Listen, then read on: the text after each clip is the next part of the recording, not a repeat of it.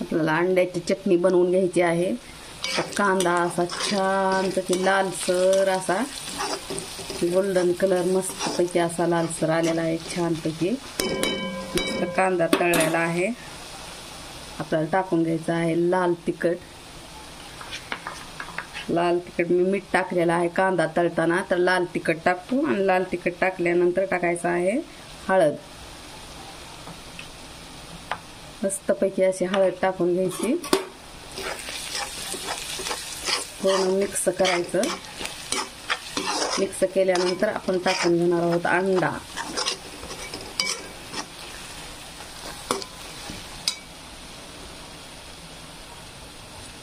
असं मी अंडा फोडून घेतलेला आहे, तर मस्तपैकी आपण टाकून घेऊ। असं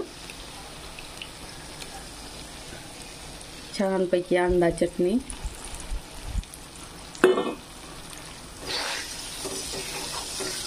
कांदा खूप छान लालसर होईपर्यंत तळलेला आहे।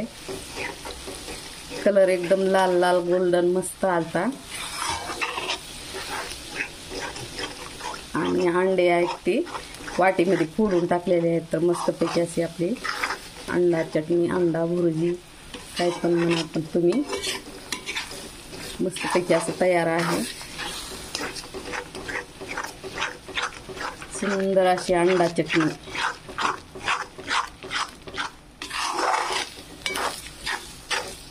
कशी वाटली अंडा चटणी? तुम्हाला जर आवडली लाईक, शेअर आणि कमेंट करा, सबस्क्राईब करा। मस्तपैकी अशी अंडा चटणी झालेली आहे।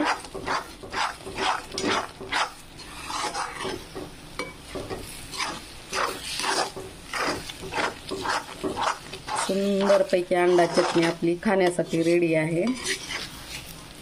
संध्याकाळच्या जेवणामध्ये आता ही अंडा चटणी बनवत आहे।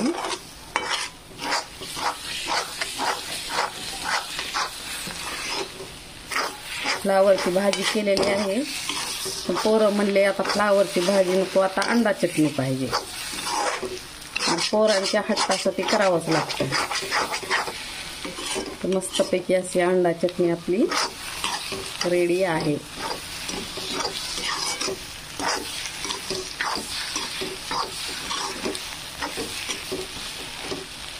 सुंदर अशी अंडा चटणी। आणि आपण वरून थोडंसं कोथिंबीर टाकून घेऊ।